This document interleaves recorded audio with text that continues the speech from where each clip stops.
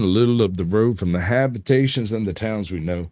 A place you saw the lights turn low, the jigsaw jazz with the get fresh flow. We're pulling out jobs of jamboree handouts, two turntables, and a microphone.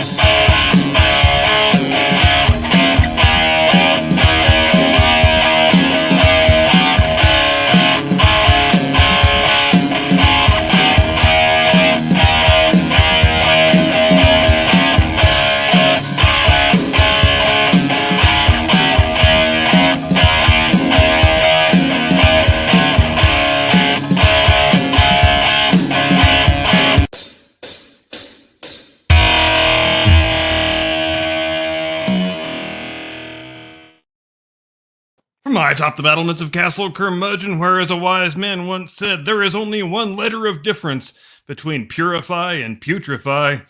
Good evening, Mr. and Mrs. America, and all ships at sea. Welcome to the Blast Radius. So glad you could join us this evening.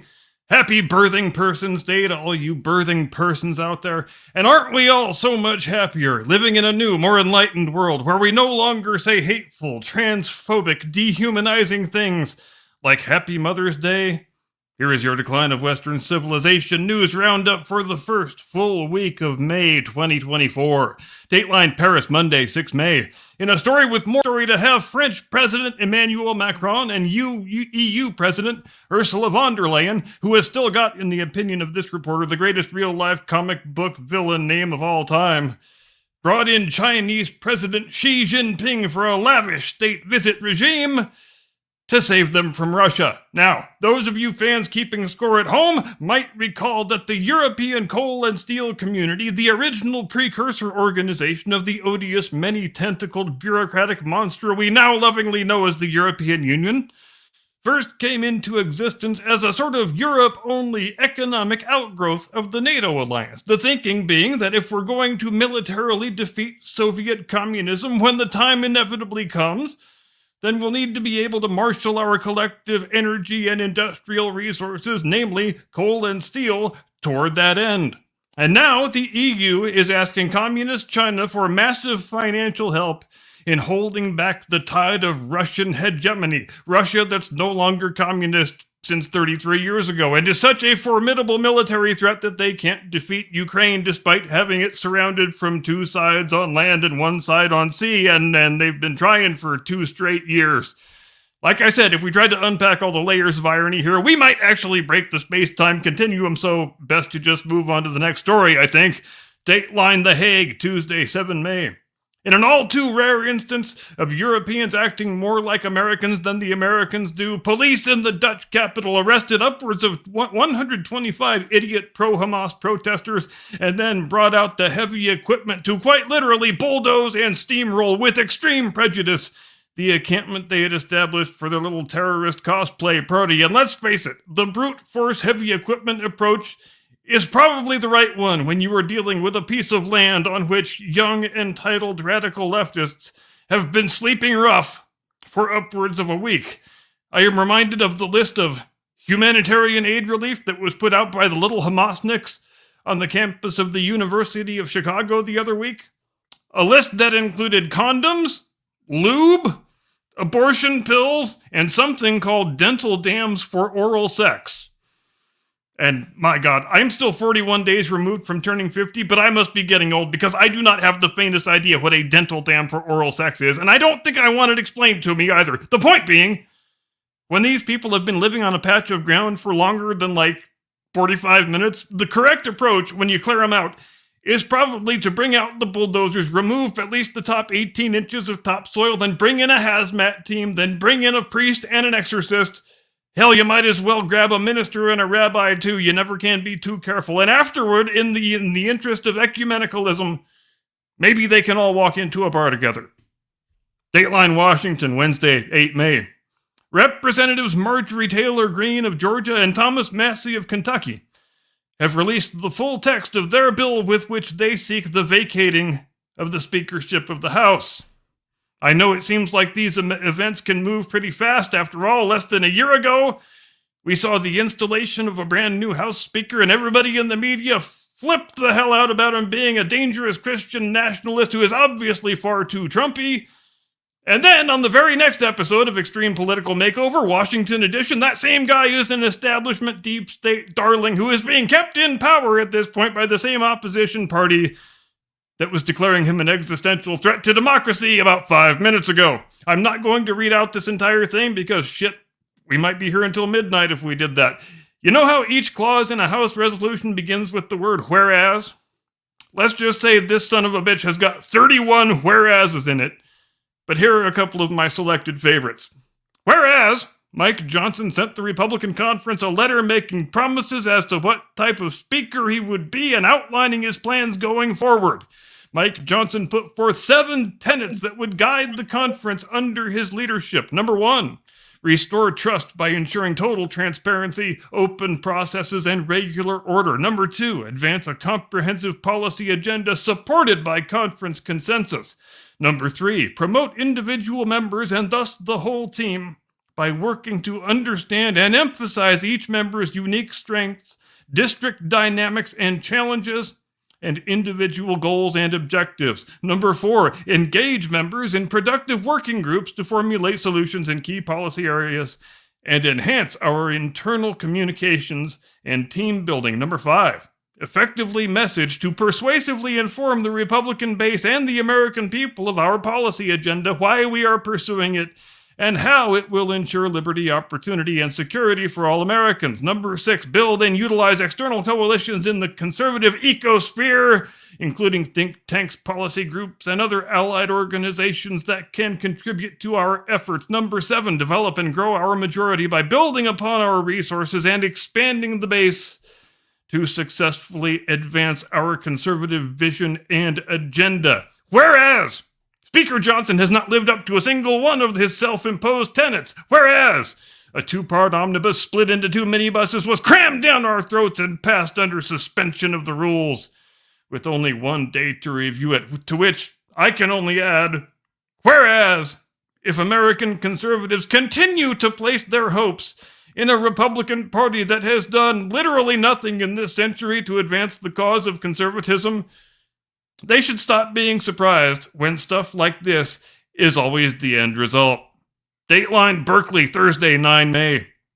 Leaders of the Berkeley Unified School District were hauled before the House Education and Workforce Subcommittee this week to address reports of rampant, virulent anti-Semitism breaking out in the public schools of that fair city that styles itself as and prides itself on being the most progressive, tolerant, inclusive city that Gaia the Earth Mother ever created. And how did the district's administrators respond to the allegation that their campuses are hotbed incubators of good old-fashioned Jew-hating?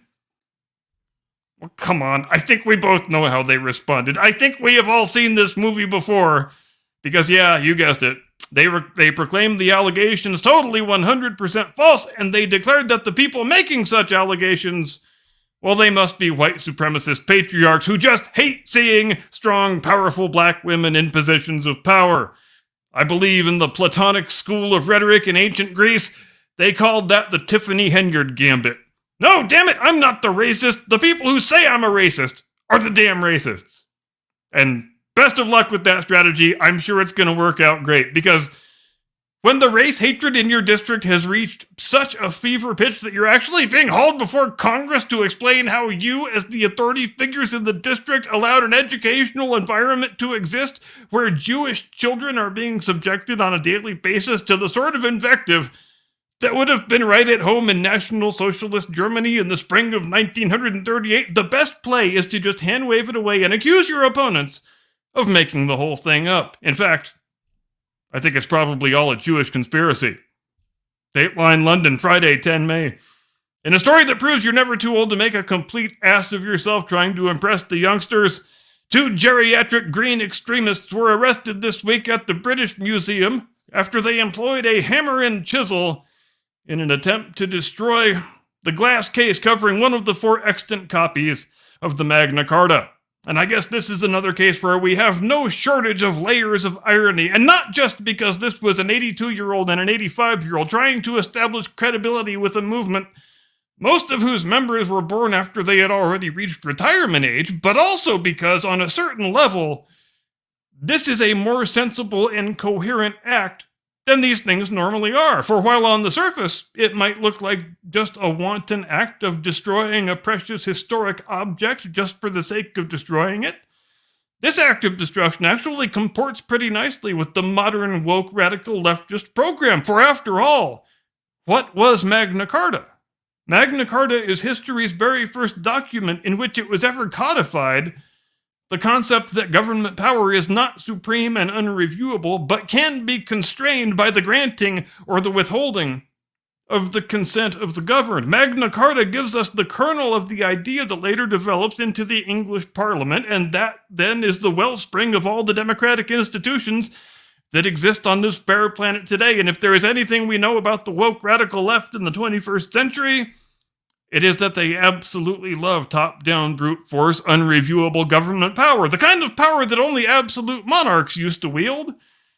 And they hate anything or anyone that stands in opposition to it. Did these 2 idiotic English grannies ever give it that much thought? I doubt it. But they're totally blowing up on TikTok, and that is what really matters. And with that, we have reached the end of the Decline of Western Civilization news roundup for the week that was. May it rest in peace. And now I lateral the ball to that fleet-footed tailback who turns the corner and takes it to the house for 6, my illustrious colleague, your lovely and talented co-host, the one and only, your friend and mine, Mr. Caucasian Sasquatch. Give me the money. Give me the money. Tactical nuke incoming!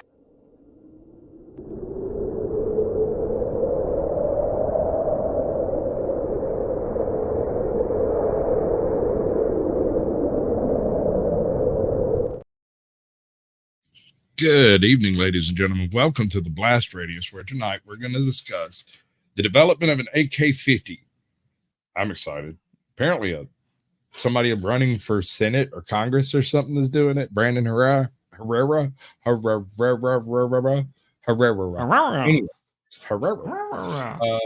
We're going to go over the critical drinker's take on the same scene me and Captain Curmudgeon chewed on for about 20 minutes the other night.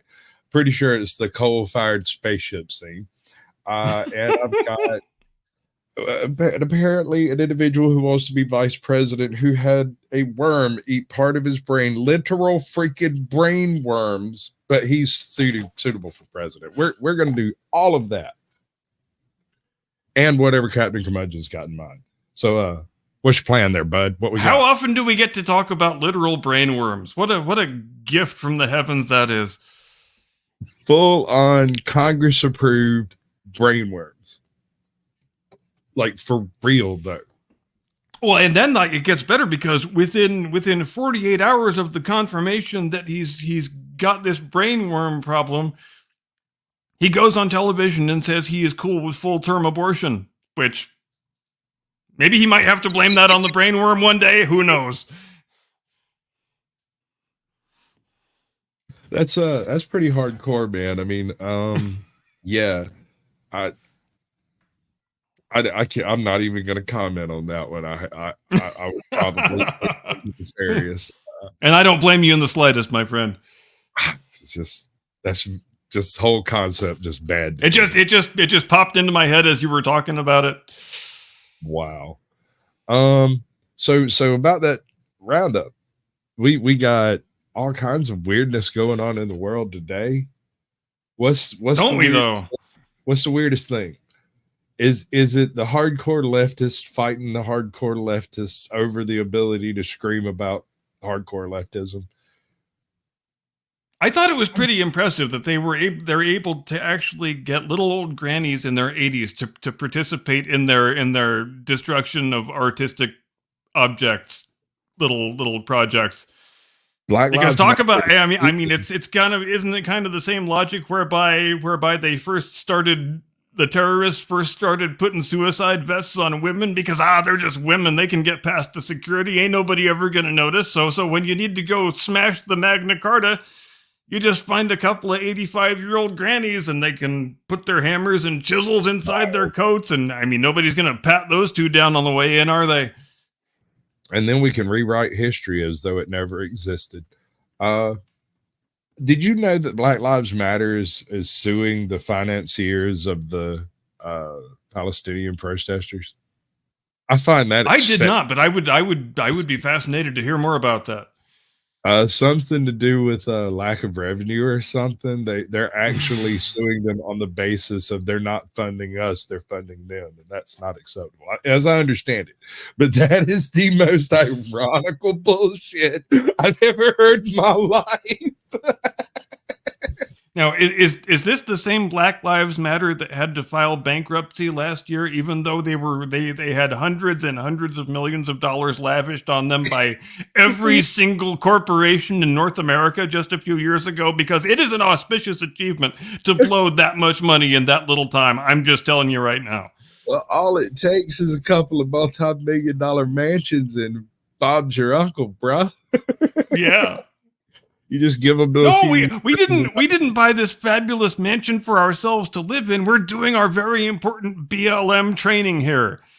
Well, and it involves lots of dudes laying on couches drinking beer all day. But it's just very sophisticated, and you're just too uninformed to understand. So stop being such a racist. It's absolutely amazing to me how far down this twisted rabbit hole. Oh, that's my next YouTube slave class show is going to be rabbit holes. Whether or not they exist, whether people know what they are, and whether or not going down rabbit holes is a good thing. And I think I got a couple of good folks to bring in for that discussion. I'd love to. And that's a phenomenon that really has only come into existence since the internet has entered our lives. Because before, if you wanted to disappear down an intellectual rabbit hole of your own choosing, you would have to go to a hell of a lot of libraries and bookstores in order to build that rabbit hole. But you don't need to do that anymore. You can just use the little magic glowing rectangle in your back pocket. That's right. And you can just go as deep and maddeningly down it. But here's the thing that I stumbled across is that some people think when you say rabbit hole, it's a reference to a rabbit warren and there being lots of different paths to go down. Other people have defined it correctly as being a reference to Alice in Wonderland and the bottomless rabbit hole. Now, of course, that's the proper analogy, but I found it really weird to hear it explained to me as just a rabbit warren and no reference to Alice in Wonderland. And so that's what spawned the idea of doing a rabbit hole on rabbit holes. But it is interesting, and I think we notice it more the older we get when younger people use literary references, not understanding the literary sources, and they just wind up bastardizing them beyond all recognition because they think it means something quite different than what it's supposed to. Yeah. It's hard to. I have to hear it though. I just listen to it and let it roll off my back. I just smile. Which means young people, please start reading books. Please read some actual books at some point in your life. I am literally begging you. Please, and very old books. Please read some very old books, and don't read them on your little glowing rectangle either. Read them as actual books with pages that you have to turn. You won't regret it. Do you have any books on your phone or your tablet if you take it with you places? Do you have anything? I do. Yeah. The only time it really comes into play is like if I'm going on an airplane or a doctor's office or something like that. Yeah. Where you gotta wait an hour and a half, 2 hours. Sure. But Right. what is? I'm sorry? What's the book? Oh, let me grab my tablet and I'll tell you. Mine is the Art of War. Since we were been capable of putting a book on a cell phone, every time I get a cell phone, one of the very first things I do after setting everything up is download the Art of War. The Federalist Papers. That would be a good one. It is a good one. That's not a. You know, the one book I wish I had in electronic form that I only have in actual book form, and which might be my favorite book of all time, is the complete Adams Jefferson letters. That's pretty good. That's a great one to just pick up and grab a page and start reading anywhere you like. Yeah, if we ever decide to take the world back from the younger people, all we have to do is write our plans in cursive, and it is such a gift to history and to all subsequent Americans that almost practically the entirety of the correspondence between those two men, two of our very most important founding fathers, have been preserved, and everybody can read it, and you can learn so much about that time in history just by reading the correspondences between people. It's the best way to do it, actually. You don't have to rely on the filter of any historian. You can just read the exact shit they wrote to each other and take it as you like. Yeah, it is hard to misinterpret some of that stuff. These guys were hardcore individualists. It's hard to express how much individual responsibility these people placed on being a citizen. Oh yeah, I know. They firmly believed that it was every single individual's responsibility and honor to participate in the electoral process set before them by the founding fathers, and they fiercely defended that concept. And you look at just when it came time for the colonies to pick their delegates to the two continental conventions, how much deliberation went into choosing the two men that each colony sent, because we have to make this might be a really historically important thing, and we want to make extra sure that we are sending our best men up there to participate in and deliberate on and vote on the future of this continent. And compare that to some of the horses' asses that we have in Congress today who can't tell their fucking elbow from a hole in the ground. Dude, if you went, like, we literally have people with literal dead brain worms in their brain case serving. Yep. So actual dead brain worms. Who's full on stroke victim who's over there wearing shorts to Congress. And he's one of the more reasonable ones these days. That's how bad it is for the Democrats. We got AOC, who was acquired through a casting call. Literally, that's not an exaggeration or an overstatement. She got into Congress by winning an open casting call. That is where we are as a nation that used to send, when we were told to send our best to serve the central government, we sent men like Adams and Jefferson and Washington, and now we send AOC, the cocktail waitress. At least she's kind of easy on the eyes. At least she's had a real job before. That's a lot more than you can say for some of them. Yeah, I'm looking at you, Bernie Sanders. Looking at you, Bernie Sanders. We watching all the billionaires.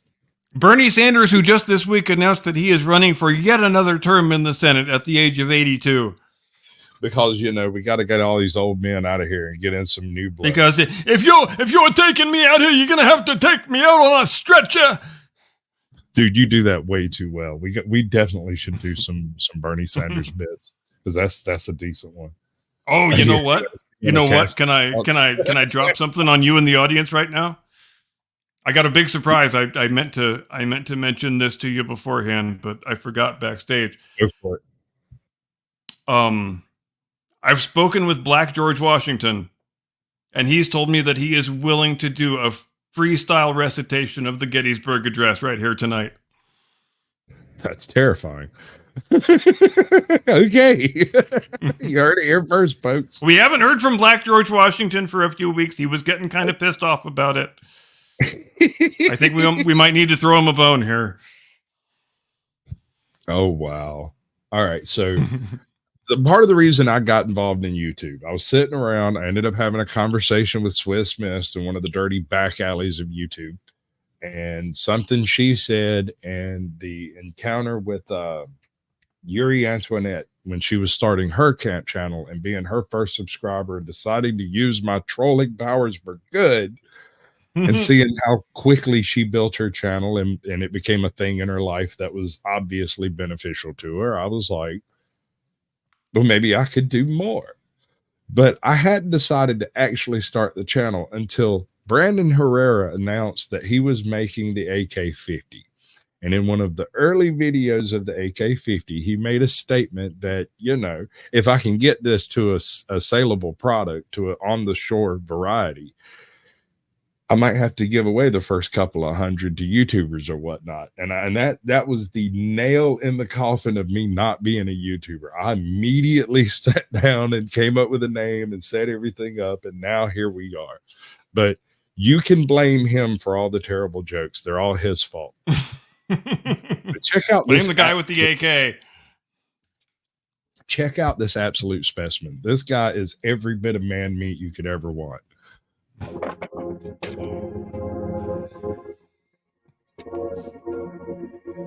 Dude, it's okay to admit that you're gonna touch yourself, bro. That thing weighs as much as a small child. An 8-year-old kid. Like an overweight one. Yeah, that thing is massive. Did you see it? Oh God, it just takes me tingle. A famous man once said, "There is no real ending. It's just the place where you stop the story." Who said that? What does it even mean? Doesn't matter. I said it because he said it, so now he was famous, and it's basically getting said by two well-known guys. He's doing a Ryan Tell you Reynolds what, let's bit. just start from the beginning.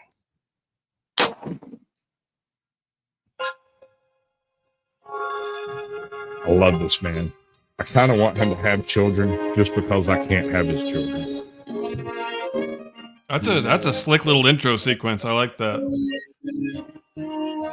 Yeah, this is recent. This is part of his There'll be no strings to bind your hands. Not if my love can bind your. He's doing a run for, I think it's Congress. I'm pretty sure it's Congress. Might be the Senate. They're the same thing. They're not the same thing. They're the House. Nah, seems like it would be Congress. Yeah, I hope it's Congress. I wish I was the Texas. I'm guessing it's probably not the Senate. Right? I would guess. I mean, I don't know. I'm gonna have to find out before this show's over because it's driving me nuts. I wish I was a gay black woman so they'd count my vote. Made possible by autism. I'm totally gonna hijack that scene.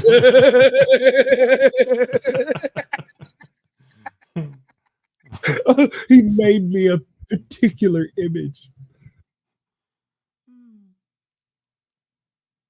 It's like the powered by coffee bit. Does it ever not look cool when a man is hitting an anvil with a hammer in slow motion? Well, I mean, it's better than freaking wheat farming. We'll get to that later. I'm gonna rant on that for a minute myself. God damn it, get rid of the music. I'm not tired of hearing it. Here we go. My name All is right. Brandon Herrera. Just and call this, me Angel in the morning. Sorry. if you're new here, there's a few things you need to know. So let's go back to the beginning. In the beginning, the universe. Maybe was not created. that far. Not that far. There we go. That's better. So around 8 years ago, I announced I was working on an insane task to take an AK-47, the most iconic combat rifle in the world, and scale it up to the insanely large 50 BMG. You know, the caliber usually reserved for anti-aircraft guns, or the one Archer said could kill a building. So just Right? No, these things are absolutely massive. Have you ever seen a 50 cal shell, like the BMG shell? I It have is indeed. amazing. Dude, it makes you feel impotent standing next to just one bullet. And we're talking about a device that essentially turns your shoulder into an anti-aircraft, anti-material, anti-vehicle. Small armored vehicles are not immune to this thing. This thing doesn't care what kind of armor you're wearing. It might not penetrate it, but the armor is going to kill you by breaking your rib cage and shoving it into your lungs. That's a big enough round that if you throw it at somebody, you can hurt them pretty bad. So imagine it being propelled at 7 times the speed of sound. That it's literally assault with a deadly weapon if you hit someone with a round. If you just physically hit them with it. Yeah, you could actually get taken downtown for that, for throwing a 50 cal round at someone's face and leaving a mark. Absolutely. So he wants to put 5 in your pocket. I love it. I love it. Oh my God. I'm going to touch myself tonight. There's no way I'm not. Just scaling up an AK to fire 50 BMG sounds simple enough, right? Well, if you think so, then you know as little about weapon design as I did when I decided to announce it. You see, at the time, I hadn't even dropped out of college yet, and while I had already started building AKs, I knew nothing about practical gunsmithing. So I enlisted the help of my local gunsmith, Chris Baker, and with the help of this redneck wizard, we got to work. Some of the parts we designed and had made by local companies, the rest we made ourselves with blood, sweat, and tears, but mostly blood. By May of 2017, we had enough of an AK-50 version 1 ready to fire its first All test right. shot. So it was Brown. at this point, it's like December or November of 2017, when he brings out this contraption and he makes a couple of statements about how this is going to be my Van Gogh. This is going to be my Whistler's Mother, my masterpiece, my, what do they This is call my it? Beethoven's 5th. These are the Cohibas, baby. Exactly, the magnum opus of his career. And this is an audacious, this is aiming high, because the amount of pressures involved in that 50 BMG are absolutely astronomical. 3, 2, 1. She's together. Full held, man. And that is So the now step 1 was first complete. The gun wouldn't explode on its first shot. actual locking fire of the 50. He has And a it didn't couple fly of- apart, so that's got to be a successful test run. This proves the bolt will hold a 50. Now, whether or not Yeah. that locking mechanism can hold 5 of them in a row remains to be seen. But you do have partial proof of concept. Right. This mechanism will hold a single shot. Let's work with that. Congratulations. But we're not building a single shot gun. We need to make it semi-automatic, so we need to make it cycle. So from there, we added the gas system, the thing that makes AKs function. After we added gas, we were able to make it successfully extract and eject its first round. 3, 2, 1. Motherfucker! That is the happiest man I have ever seen in my life, because he fully expected it to fly apart. And when that sucker ejected the round, the happiness. Yeah, This- there's a certain kind of happiness that men can only feel about firearms. I don't know. It's when No, something. I think there is. And maybe it's something that's unique to us as Americans, but you I'm probably couldn't get either of those guys that excited about their wives giving birth to a new kid. Oh no, this guy over here was, And I'm not saying there's anything wrong with that, you know. He had no doubt in his mind. He machined those parts, and he said, "No, they'll work." And when he got so happy, dude didn't understand. He's like, "No, I told you it'd work." Oh But yeah, he and when, machined you know, it. anytime you're engaged in experimental engineering, which is what this is, then yeah, when you have a success, when you were more than 50-50 expecting a failure, then that's a kind of euphoria that you can't really match. Yep. Yeah. A massive win for something that people had said was impossible. Impossible. Impossible. Why would that be impossible? I mean, after all, you're just scaling up a 7.62 AK to the point where it would be able to fit 50 BMG, right? Well, You know anything about physics and Newton's third law? I mean, I'm just saying, like, there's this whole, when you start tripling the size of something, the pressures involved in the ability to do an explosion become absurd, truly absurd. And they're building. Oh a yeah, gas and the margins of error on your economies of scale become narrower and narrower as you scale up. narrow. That's right. And things like gas losses and whatnot turn into major issues. So, like, it doesn't matter how much gas you got coming out. What matters is how much gas you're going to need to eject the shell, which is now only 1/4 of a pound of brass. And the load potential the shell. and the potential consequences of a failure become all the more severe as Oh you my go along. God, a failure, dude. Do you remember the Kentucky Ballistics blowback where his SRU broke? Mm-mm. Oh boy, dude, he had a 50 cal. I think it's an SRU. He had a 50 cal, and he had one of those breech loading single shot jobs, and the back end broke off, and part of one of the hammers snapped off and went in under his jaw, down his neck, and ended up lodged somewhere near his lung. And he had another piece of it end up wedged in the back of his.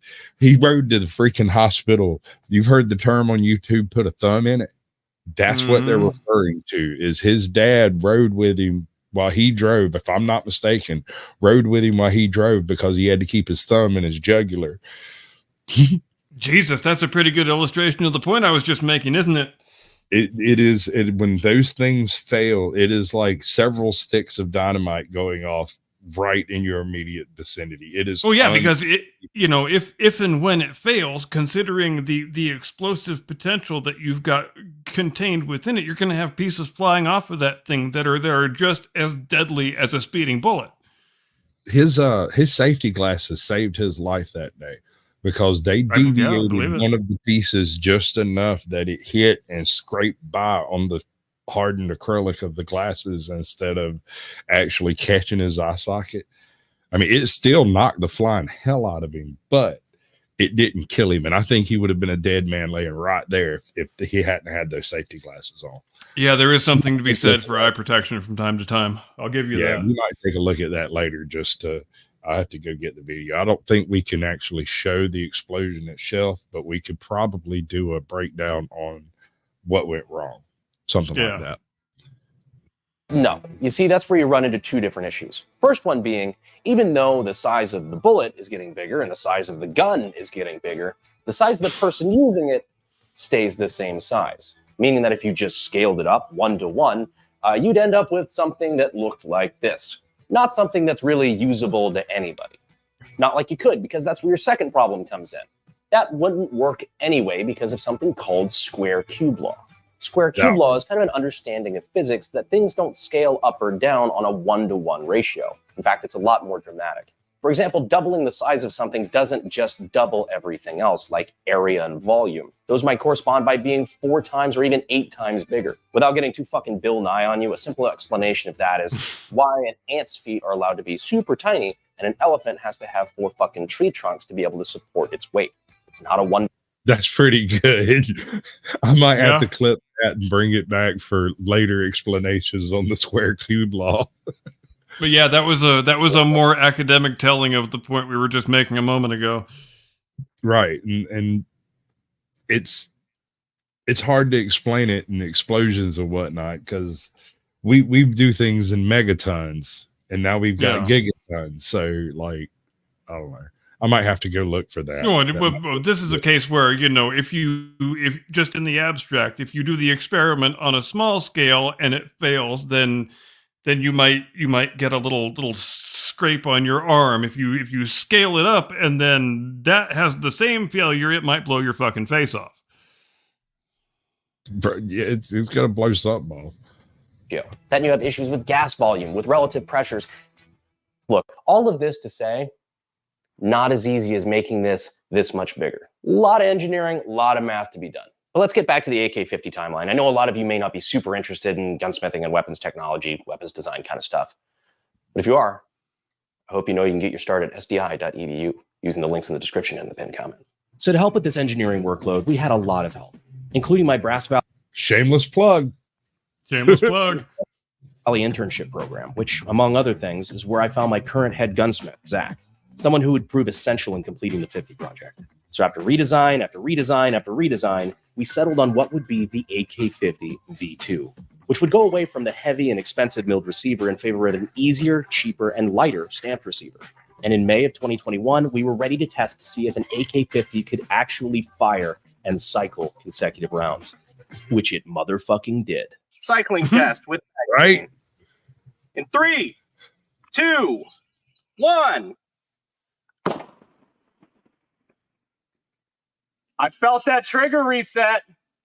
Again in 3, 2, 1. Motherfucker.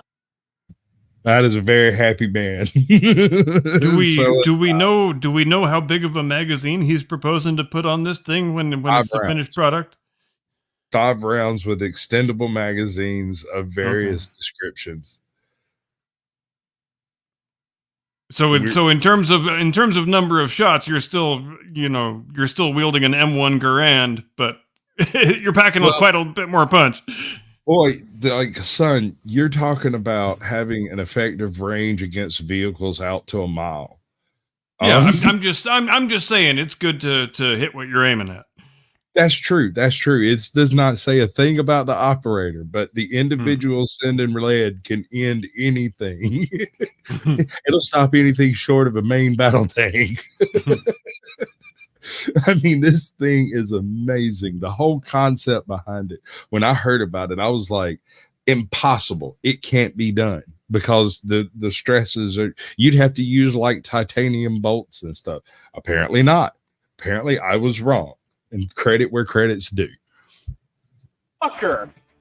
We made it to 8 rounds in a row before it started slowing down and having hiccups. A death by a million pinpricks where a lot of tiny design flaws from pin sizes to cam groove angles, but at the end of the day, we still proved the concept. This gun could work. So now that we knew the AK-50 was possible, it was time to make the gun we actually wanted to make. Not just making the skeleton of a gun fire, but making a complete gun. From the handguard to the dust cover and optic mount to a few internal upgrades, it was time to make the gun that we had always wanted. A fully functional, fully assembled, completed AK-50. But who was capable of making And then you got to find the 8-foot tall man who can wield it in combat. He has it fully functional. By the end of this video, he does a non-shoulder fire hip fire. Wow. He walked forward while railing out 5 rounds, and it's one of the most beautiful, most American things I've ever seen. in the world. Texas, which means industry giants like Titans of CNC were in our backyard. And after finally finding a dance partner who could make our parts exactly as we needed them, the road to a finished AK-50 was clearer than ever.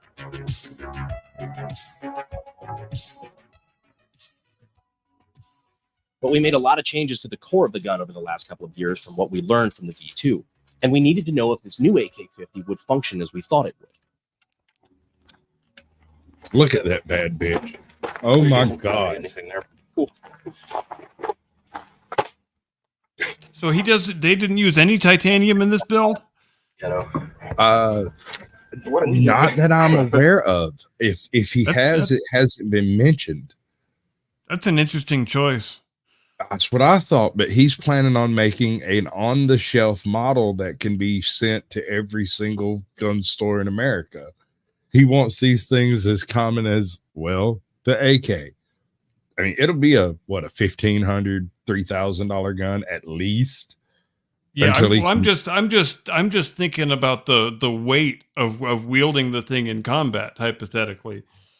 Well, the upside is I don't think utilizing synthetics or wood is going to be an issue in this build because both of them are negligibly. Well, and weighted. we know that there are often times when building things out of steel for a variety of reasons is preferable than building them out of space age polymers and more advanced metallurgical products. Just like, I mean, what the hell? What's Elon Musk building his Starship out of? Fucking stainless steel. So Right. Well, in this case, there are some parts that reinforce parts and some parts that are just there for you to handle the gun, right? Right. Firearm.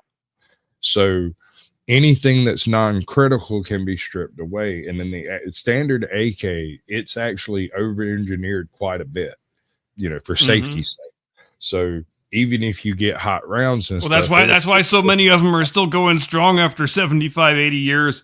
Right. Well, he's trying to upscale the whole process of the ejection, the gas handling, all of that, but also something that isn't typically a problem with your average AK is heat buildup. You can cycle a few clips through an AK without too much of a problem, but with this, one shot is a significant amount of heat deposition. So I don't know how well the that's another example of the concept of you can scale something up 1-to-1 and the end result is not going to be 1-to-1. It's going to be orders of magnitude different than 1-to-1. And so the heat potential is one of those things. Yeah, you have to bleed off all of that excess heat or at least send it somewhere. And in this case, you're only catching a very tiny amount of the gases. And so in an AK, you're catching, 12, 14% of the gases. And this, you're going to be catching like 6% of the gases to use for functionality. The rest of that is expended heat. And you've got to deal with that. I'm not sure how. Which is the whole reason why on your early machine guns in the First and Second World War, you had to have a big giant liquid cooling jacket on the thing. Well, Ben points out that it appears to be somewhat crew served by the size of the cartridge. The intent of this is to be a man portable anti-material system, and I think he's onto something. Man portable, but possibly with 2 operators. Sure, I mean, yeah. How many of those rounds are you going to be able to carry? So, well, I mean, you're going to get, it seems just in the abstract, you're going to get more bang for your buck with 2 guys operating that one weapon than you would 2 guys with a standard issue infantry weapon. Okay. I gotcha. A cheap Barrett. Yeah. Kind of, but this is supposedly going to have more magazine options. So think banana clip in the future, 50 rounds. Yeah. That's what I'm thinking. If you're going to call the thing an AK, you have to have a banana clip, don't you? Just to be come on, man. I don't know. This feels different. Strange going on, guys. AK-50 V3 test fire. Several years in the making. First round. 3, 2, 1. That just fucking cycled. First fucking try. What the shit? So now that we knew the core of the AK-50 V3 worked, it was time to add the rest of the gun, which, as it turns out, led to its own problems. Ejection issues, dust cover not fully locking, there were a lot of minor details to overcome. But after months of fine-tuning, we were finally ready to test what we considered to be a completed gun. Desperado shooting range, I love it. Oh, look at that thing. Oh, look at that mag. Look at that mag.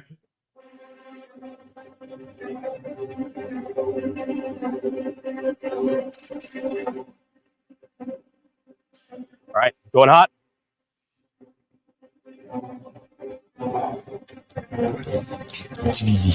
All right, AK-50 V3 completed, assembled, test fire.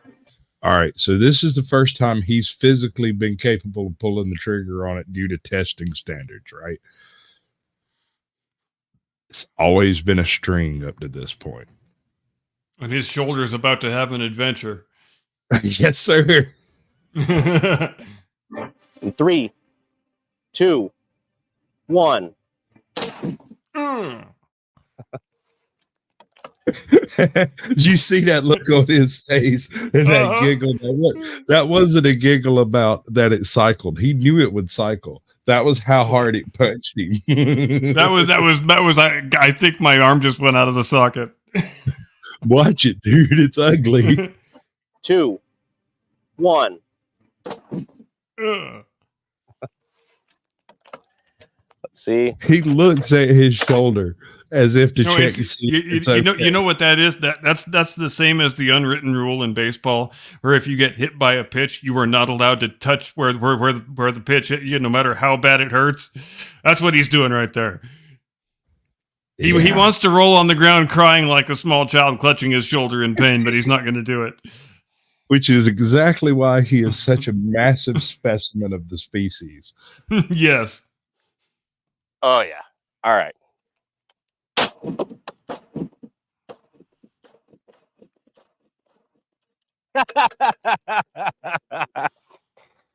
I've been waiting 8 fucking years to do that. Can you imagine how satisfying that had to have been? Oh yeah, after you put that much work into a thing. Like, this was a thing that no one thought could be done. I would have told you that without utilizing space age technology, that was not going to be possible. Here he goes. He just cycled, what was that, 5 rounds? I think the clip holds 8. It looked like it was a surprisingly big magazine. It might have been 8 or 10. That was the fastest we've ever fired it to. I think so. Fuck. God, who's next? All right, you want to give it a shot? I got 5 in it. Hell yeah. I don't care if it breaks both my arms. I'm going to fire it. Yes, sir. Absolutely. Cool. Very nice. How much? Exactly. Nice. That's all I want to know. With it now fully together, because now we've got this. There, I've commented on most of these videos. So, what's the price point? I love that he broke out the Borat voice. That's a good call. Very nice. I'm not. Very nice. This dust cover, the optic mount, and everything. So we're shooting with this the Trijicon 50 cal optic. The hand guard lets us, actually put a bipod on it, so it's stable. We're not shooting it off of a bunch of fucking sandbags.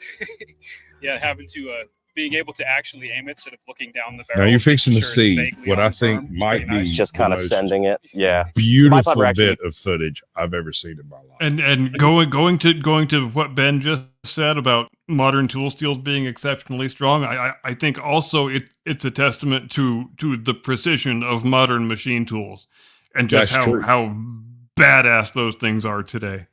That is one thing. I caught a snippet of conversation, them discussing the differences in tool strength, and steel strength and composition, but it was just an edit in a longer video, right? Yeah. So it was just a clip of them discussing, well, if we do it with this, it'll weigh that much, but if we do it with that, it'll weigh this much. And I was like, oh yeah, they're going to do it. This is going to happen. I would be curious to know what the final weight figure is with the, fully loaded. I don't know. I haven't the foggiest. I haven't heard nothing, but it's significant. That is a specimen of a man, and he grunted when he picked it up. So it's not a light object. Oh yeah, and he knew that punch was coming, and it still affected him. Mm-hmm. We were able to get 8 consecutive rounds before it gummed up, but now I think we're just going to send it. I think she's good. I think she's ready. Do you concur, Doctor? Let's see what she does. Time to find out. Time to fuck around and find out. All right. Mag dump. 3. This man is taking his life into his hands based on the confidence he has in the machining and tooling that was done here. This should not be a thing. People should not be capable of doing what is about to take place. 2, 1.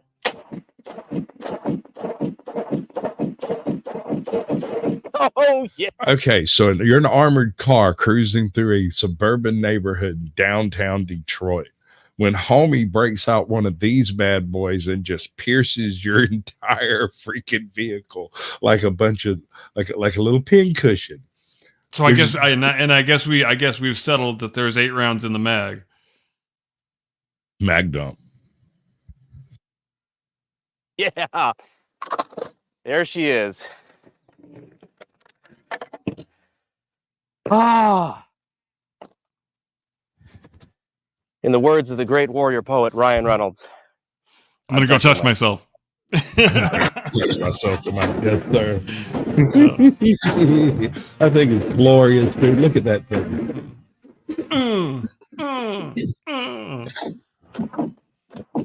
Oh, it's beating that poor boy to hell.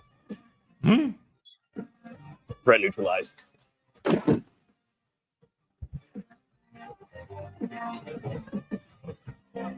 Dude, it just reached out and made a believer out of him. It punched him in his soul. He's got a bruise. Yeah, on he looks pretty satisfied. Yeah, but it was totally worth the bruise, ain't it? Oh yeah, purpler the better. Hey, well, who was it? Who's the Japanese Masamune? The guy who made the sword that should God happen to bleed, this will cut him. I kind of feel like it's about the AK-50. If God has an armored personnel carrier, this will penetrate it. The only thing that would possibly make this better is some high-speed footage. Maybe some. That'd be a pretty cool thing to put on your tombstone. Penetrator of God's armor. Guys in town. Hey, wife Squatch, I want penetrator of God's armor put on my tombstone. You already know what's going on my tombstone. I'm not going to tell anybody because it's our little secret there. The first time he sang in public, 500,000 people watched. That's fucking gorgeous, dude. I'm now slightly aroused, and it's not just the gun. You damn well should be.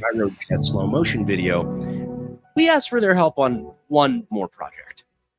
3, 2, 1.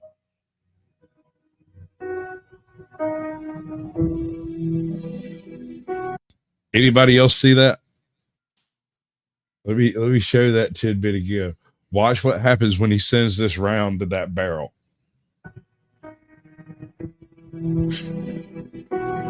Like a quiver. That is not good.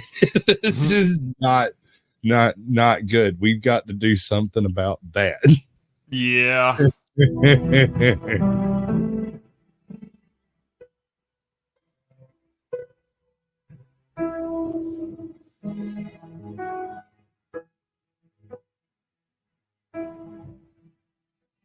That is a lot of barrel flex.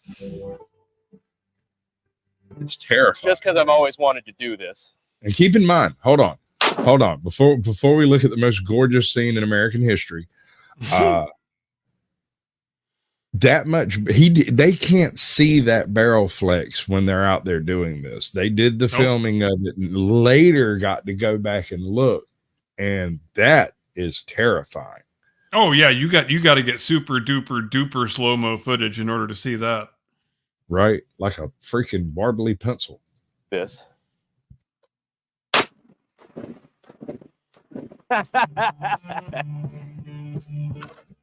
Really, the recoil is not bad. As heavy as it is, it shouldn't be.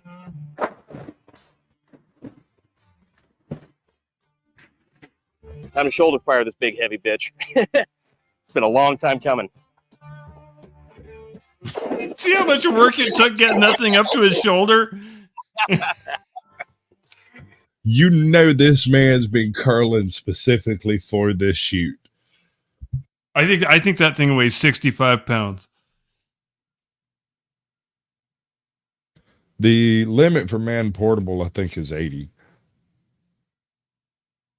Oh, because that's probably the Sniper 50 cal, right? No, it's the Javelin. Okay. Oh, okay. Yeah, you're right. 83 pounds. That's 4 rounds of non-direct fire rockets, which is fucking amazing. It makes this Hell yeah. obsolete. Mm-hmm. Anyway, these are cheaper. That's the thing, is these are cheaper. If you can have one guy out there that can do the damage of an AA, that makes a huge difference in point-based fighting. When you're taking a single location before the reinforcements show up, that 50 can break doors, it can break vehicles, it can break helicopters, it can break people, it can break the lights. This thing is amazing. They're just you potentially could shoot down a helicopter with that son of a bitch. Absolutely. If you catch that thing in a jug, it's on like Donkey Kong, bro. It's going to leave a hole in it big as my damn fist. And it comes in all kinds of colors, bro. You've got incendiaries, you've got freaking penetrators, you've got those Savo penetrator rounds. I don't even know how far that'd go into an Abrams, but it will go into an Abrams. I just don't know how far. So impractical. All right. That was the most beautiful bit of footage in the world today. Now, the next selection is either true stories of Florida man headlines or the dumbest scene in movie history. You want to go on to the dumbest scene in movie history? If we do critical drinker, does that leave me enough time for this week in history afterward? You want to go ahead and do that? Yeah, I can go ahead and do that right now. Anytime you're ready. We've already covered this particular scene. It's true. Go ahead, do your thing. All right. I will do my thing. All right. What date are we starting on? I think this is 6 May. We're starting on 1215. Rebel barons renounced their allegiance to King John of England, part of a chain of events leading to the signing of the Magna Carta, which we talked about in the roundup. 1260, Kublai Khan becomes ruler of the Mongol Empire. 1494, on his second voyage to the New World, Christopher Columbus sights Jamaica, landing at Discovery Bay, and declares Jamaica the property of the Spanish crown. 1654, Cromwell's Act of Grace aimed at reconciliation with the Scots is proclaimed in Edinburgh. 1789, in France, the Estates General convenes for the first time since 1614. 1809, Mary Keyes becomes the first woman awarded a U.S. patent for a technique of weaving straw with silk and thread. 1821, Emperor Napoleon dies in exile on the island of St. Helena in the South Atlantic Ocean. 1821, the first edition of the Manchester Guardian, which we now lovingly know as just The Guardian, is published. 1835, the first railway in continental Europe opens between Brussels and Mechelin. 1862, Cinco de Mayo, troops led by Ignacio Zaragoza halt a French invasion in the Battle of Puebla in Mexico. 1865, the American Civil War, or the War of Dastardly Yankee Aggression for our rebel viewers. The Confederate government is declared dissolved at Washington, Georgia. 1877, the American Indian Wars. Sitting Bull leads his band of Lakota into Canada to avoid harassment by the United States Army under Colonel Nelson Miles. 1891, the Music Hall in New York City, which later became known as Carnegie Hall, has its grand opening and first public performance with Tchaikovsky as the guest conductor. 1904, pitching against the Philadelphia Athletics at the Huntington Avenue grounds, Cy Young of the Boston Americans throws the first perfect game in the modern era of baseball. 1940, World War II, the Norwegian campaign.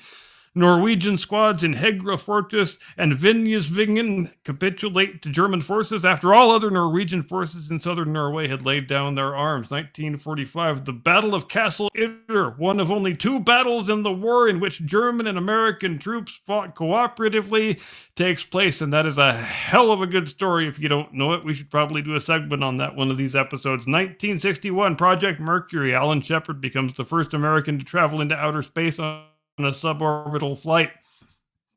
1973, Secretariat wins the 1973 Kentucky Derby in 1:59 2/5, a record which has yet to be bested. 2023, the World Health Organization declares the end of the great communist Chinese Wuhan Kung Flu coronavirus 2019 pandemic as a global health emergency. The 6th of May, 1527, Spanish and German troops sack Rome. The last of many sacks of Rome. I guess everybody had to have their turn. Many scholars consider this to be the end of the Renaissance. 1541, King Henry VIII orders English language Bibles to be placed in every church. In 1539, the Great Bible would be provided for this purpose. 1659, the English Restoration. A faction of the British Army removes Richard Cromwell as Lord Protector of the Commonwealth and reinstalls the Rump Parliament. 1682, Louis XIV of France moves his court to the Palace of Versailles. 1801, Captain Thomas Cochrane, one of history's great badasses, another guy we should do a segment on the 14-gun HMS Speedy, captures the 32-gun Spanish frigate El Gamo. 1877, Chief Crazy Horse of the Ogallala Lakota surrenders to United States troops in Nebraska. 1910, George V becomes King of Great Britain, Ireland, and his many other overseas territories and realms upon the death of his father, King Edward VII. 1915, Babe Ruth, a svelte left-handed pitcher for the Boston Red Sox, hits his first major league home run. 1937, the Hindenburg disaster. The German Zeppelin Hindenburg catches fire and is destroyed within a minute while attempting to dock at Lakehurst, New Jersey. 36 people are killed. Oh, the humanity! 1954, Roger Bannister becomes the first person to run a 4-minute mile. Too soon. 1960, more than 20 million viewers watched the first televised royal wedding when Princess Margaret marries Anthony Armstrong Jones at Westminster Abbey. 1996, the body of former CIA Director William Colby is found washed up on a riverbank in southern Maryland 8 days after his disappearance. 1998, Kerry Wood, in only his 5th career start, strikes out 20 Houston Astros and ties the major league record held by Roger Clemens. He throws a one-hitter in the process. 2023, the coronation of Charles III and Camilla as King and Queen of the United Kingdom and their other Commonwealth realms is held in Westminster Abbey, London. The 7th of May, 558. In Constantinople, the dome of the Hagia Sophia collapses 20 years after its construction. Justinian I immediately orders that the dome be rebuilt. 1544. The burning of Edinburgh by an English army is the first action of the rough wooing. And that's a real great case of English understatement, I think, when they refer to a 9-year-long civil war as a rough wooing. God bless you, England. Don't ever change. 1697, Stockholm's royal castle, dating back to medieval times, is destroyed by fire. It is replaced in the 18th century by the current royal palace. 1824, the world premiere of Ludwig van Beethoven's Ninth Symphony in Vienna, Austria. The performance is conducted by Michael Umlauf under the composer's supervision. 1920, the Treaty of Moscow. Soviet Russia recognizes the independence of the Democratic Republic of Georgia, only to invade the poor bastards 6 months later. 1940, the Norway debate in the British House of Commons begins and leads to the replacement of Prime Minister Neville Chamberlain with Winston Churchill 3 days later. 1945, General Marshal Wilhelm Keitel signs unconditional surrender terms at Reims, France, ending Germany's participation in the war. The document takes effect the very next day. 1992, Michigan ratifies a 203-year-old proposed amendment to the United States Constitution, making the 27th Amendment law. This amendment bars the U.S. Congress from giving itself a midterm pay raise. 2000, Vladimir Vladimirovich Putin is inaugurated as the president of Russia. The 8th of May, 1373, Julian of Norwich, a Christian mystic and anchoress, experiences the deathbed vision described in her Revelations of Divine Love. 1429, Joan of Arc lifts the siege of Orleans, turning the tide of the 100 Years' War. And when you're in a war that's 100 years long, every turning of the tide is pretty goddamn important. 1541, Hernando de Soto stops near present-day Walls, Mississippi, and is thus the first European to sight the Mississippi River. 1846, the Mexican-American War. American forces led by Zachary Taylor defeat a Mexican force north of the Rio Grande in the first major battle of the war.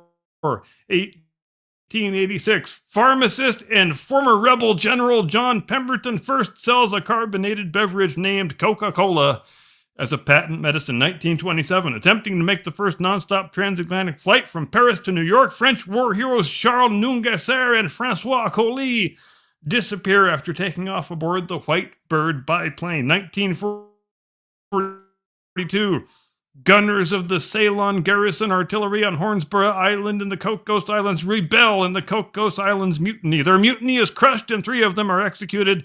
The only British Commonwealth soldiers to be executed for mutiny during the Second World War. 1970, the Beatles released their 12th and final studio album, Let It Be. 1984, the USSR announces a boycott upon the Summer Olympics at Los Angeles, which is later joined by 14 other countries. The 9th of May, 1386, England and Portugal formally ratified their alliance with the signing of the Treaty of Windsor, making it the oldest diplomatic alliance in the whole wide world, which is still in force today.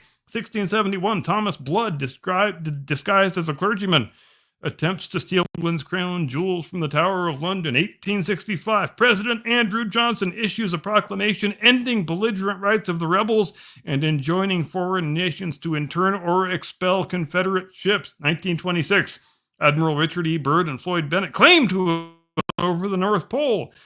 The later discovery of Byrd's diary sort of throws this tale into doubt, and it's still the subject of much controversy right up to the present day. 1941, the German submarine U-110 is captured by the Royal Navy. On board is the latest Enigma machine, which Allied cryptographers later used to break coded German messages.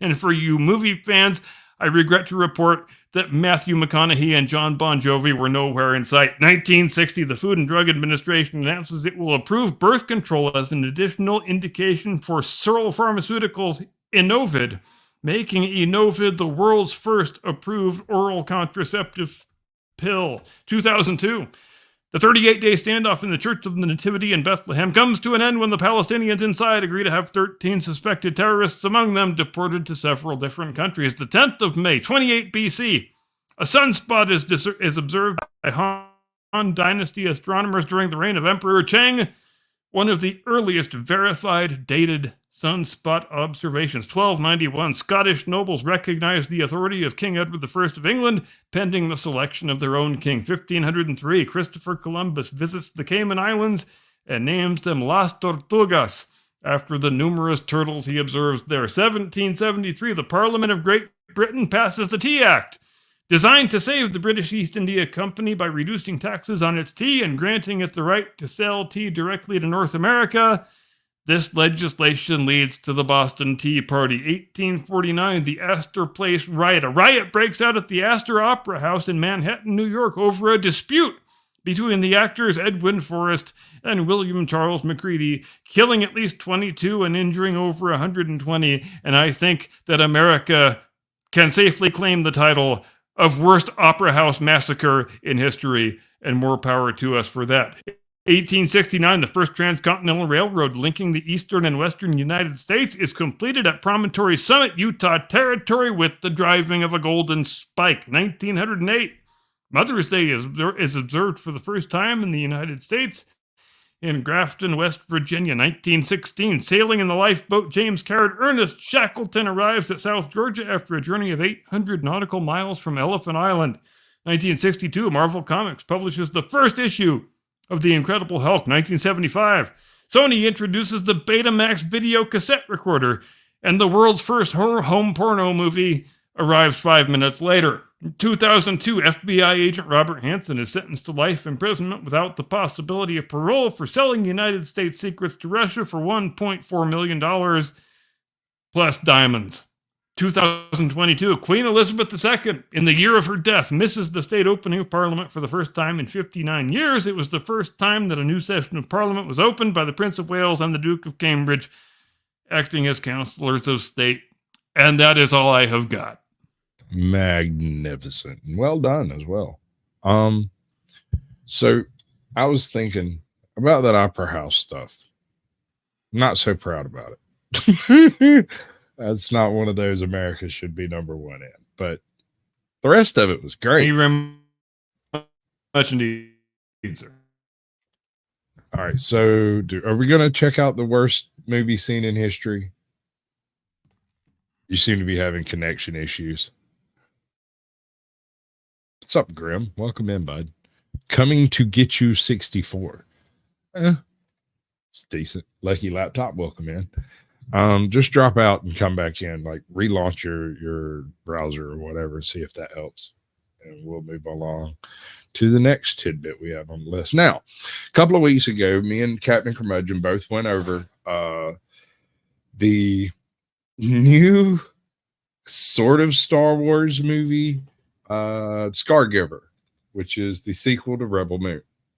Now, I was a huge fan of Rebel Moon. I so much wanted the sequel to actually pick up the pieces of Rebel Moon and make any kind of sense. Instead, we ended up with one of the most god-awful scenes in movie history because nothing in the scene makes a lick of freaking sense. There is no logic throughput from any aspect of it. The whole concept of the plot, which I recognized as being a problem when I watched it, but I couldn't bring myself to watch it again to figure out what the problems were with it. I just hated it. I hated everything about it, from the opening sequence all the way till that whole scene selection was done. So I've been waiting to see what the Critical Drinker has to say about this specific scene, and he did a video just on it.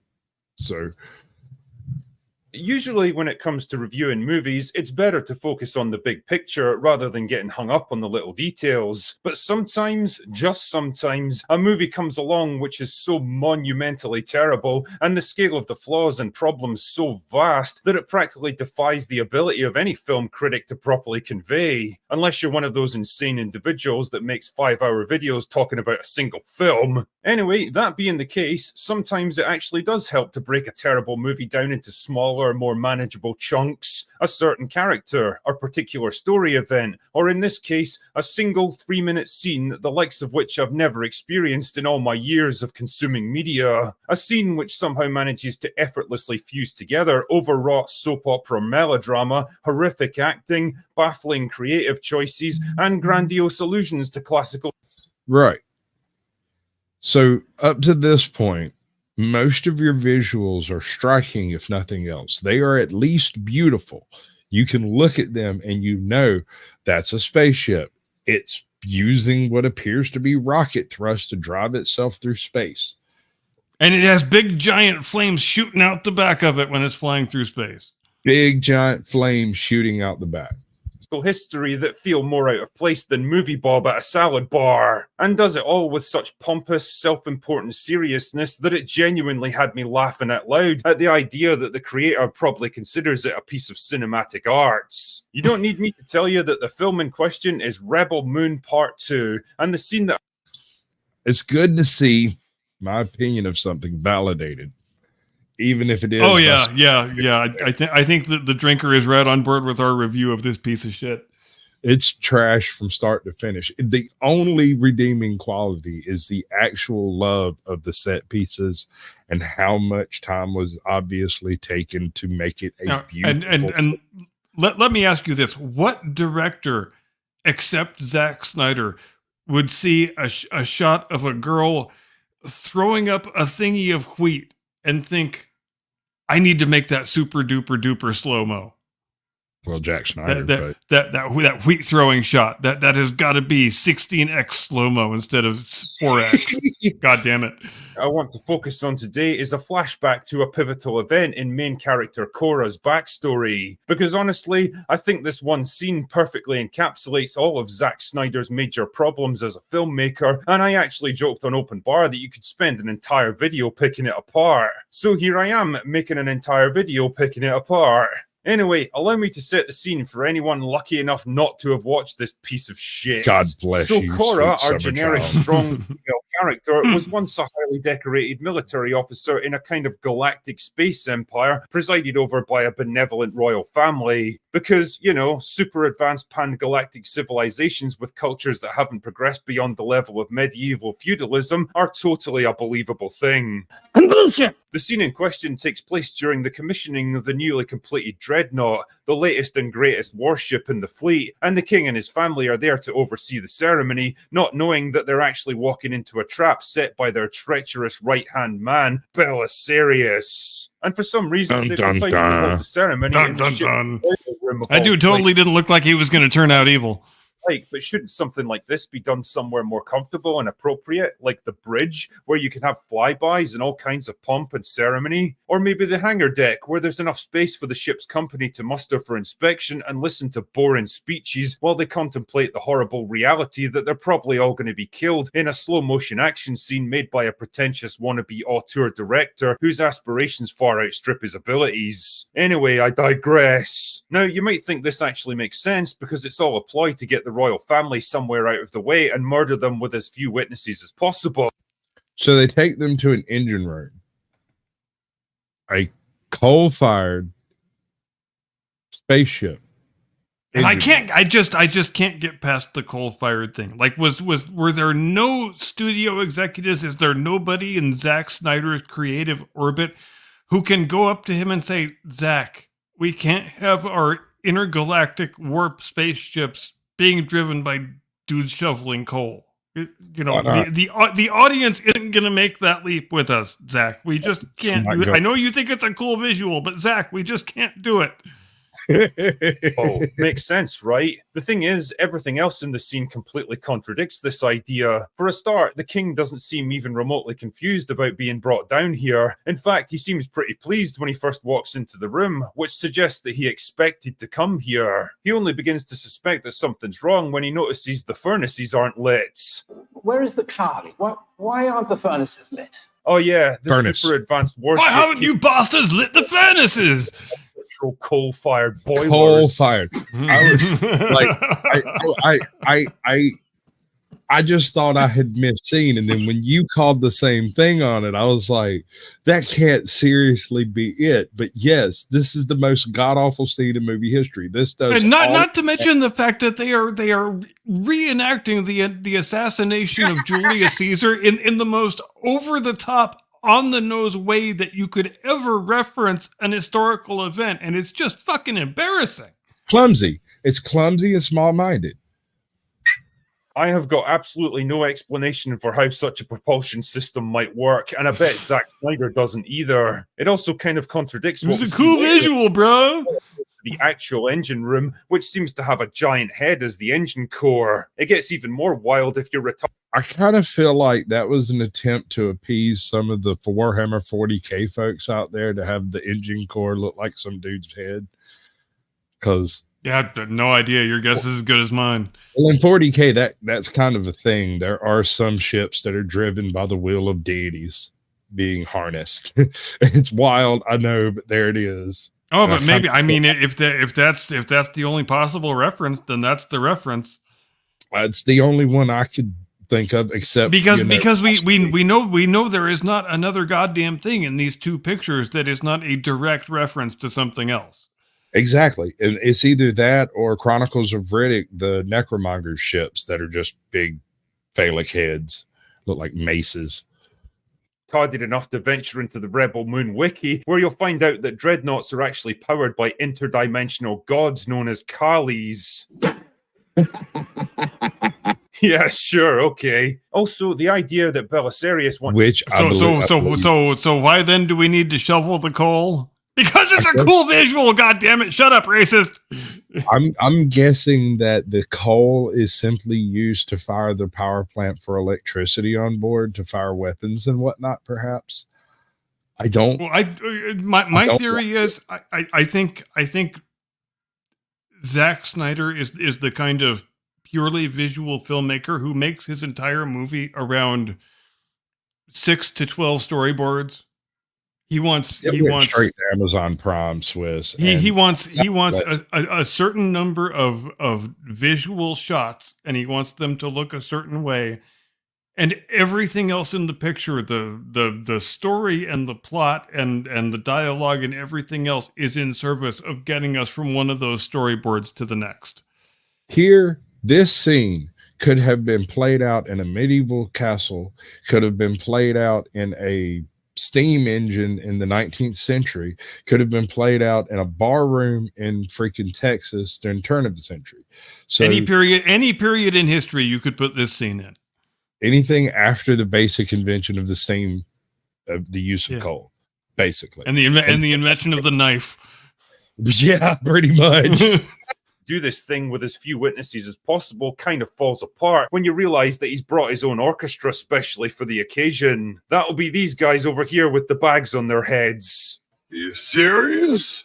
But Drinker, the bags are there to Exactly. stop them seeing what's about to happen. No witnesses. Genius. Well, not really, because if they couldn't see, then they wouldn't be able to play their instruments in the first place, and they actually alter the tempo of their music to match what's going on in the room, so clearly they can see what's happening. This right here is an example of someone trying very hard to work Earth to Snyder.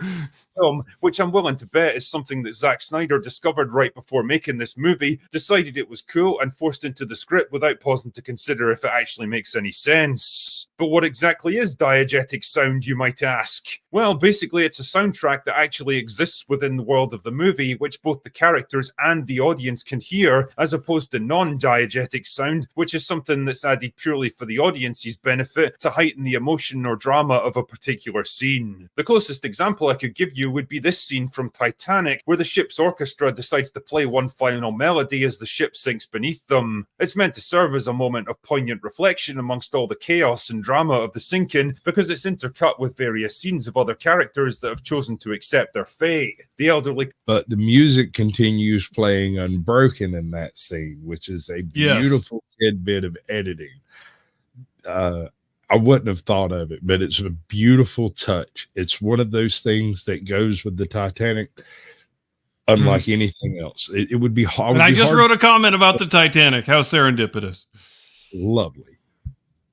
The couple that have decided to go out together, the mother putting her children to bed for the last time, the captain that's resigned to go down with his ship, the architect whose greatest creation is falling down around him, people from all different walks of life bound together by the same fate and choosing to meet it in their own unique ways. Right. And in a wider sense, you can kind of view this as the last moments of relative calm before all semblance of order and discipline finally breaks down and the ship's final minutes become a frantic, desperate struggle for survival. It's a moment for the audience to pause and take a collective breath, to pull back from the overwhelming destructive spectacle and reflect on the individual human stories caught up in it all. All of this is to... That is a beautiful breakdown of that whole scene. It is.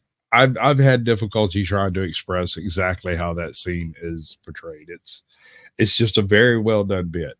Meanwhile, this shit on Rebel Moon takes that concept and just leaves it out in the cold. There's no love involved in it. It's just this is a neat idea. It's a series of Zack Snyder trying to copy other better filmmakers and failing at it. Is the way I saw that flick. It's an endless series of member berries. To go out. Anyway, I better carry on here because I'm doing everything possible to avoid talking about this. There it is. That's my shot. That's my shot right there. The wheat tossing shot. Yep. Similar with this movie because, you know, classical music is for smart people, right? And he wanted his movie to be smart. Hence the orchestra with the bags on their heads. But the question is, why? The whole reason for bringing the royal family here is for Belisarius to murder them with as few witnesses as possible. You don't need the orchestra to get them into the room. They're just an added complication that you're going to have to deal with later. But man, it sounds cool, right, Zach? Anyway, it's time for Belisarius to spring his trap. Extremely slowly. So he and the other senators, or whatever the fuck they are, surround the king and his wife and pull out knives in a world where laser guns exist. Not exactly. Why? Because Zack Snyder probably read about the assassination of Julius Caesar by his own senators right before making this film and thought, that's cool, let's put that in my movie too. Honestly, I'm surprised. They even had the assassins wear togas, for Christ's sake. I mean, come on, Zach. Then it's time for Cora to pitch in too, so she turns around and guns down what I assume are supposed to be the king's bodyguards, which prompted another question from me. What the fuck were these guys doing while a bunch of men armed with knives slowly surrounded their king? Surely they must have realized that bad things were about to happen. Maybe they were enjoying the orchestra too much. So with the king and his wife dead, there's only one loose end to tie up. The magical glowing girl who's the key to everything. This job falls on Cora for some reason and leads to what may be the greatest line delivery in the history of cinema. Do it. Do it. Kill her. Do it. Kill her. Can we get a better actor? I know it's a small part, but I think we can do better than this. Fuck me, where did they find this guy? So she kills the magical glowy girl, but oh no, obvious bad guy does obvious bad guy thing and betrays her because he wants to pin the whole assassination on her instead, and so he has her arrested. Dum dum dum. Wait, what? The king and queen were killed with knives and Cora was armed with a pistol, so how the And there's so much more terrible about this scene. He just gives up in absolute abject despair by the end of it. No, and I'm glad that the drinker decided to do a dedicated video on that scene, because that scene warrants it. Because that scene actually is that uniquely epoch-shatteringly terrible. It's bad. But It's he so only bad. he only analyzed it after we did, so I think he's ripping us off, if anything. Hey, we should copyright claim him. No, that's not how it Goddamn works. right. Do that thing you do so well. Ladies and gentlemen, thank you ever so much for joining us here on the Blast Radius. I promise I'm going to start writing something for the talk out at some point one of these weeks. I haven't started doing it yet because I never remember, but there you have it. That goes along with getting old. We will see you next week, 8 Eastern, 5 Pacific, as we always do for this thing we do. Again, thank you for joining us, and a very happy and delightful Mother's Day to all of you mothers out there. All birthing person talk aside, we will see you next week. Until then, have a pleasant, edifying week. Do not comply. Get off my lawn. That's all, folks.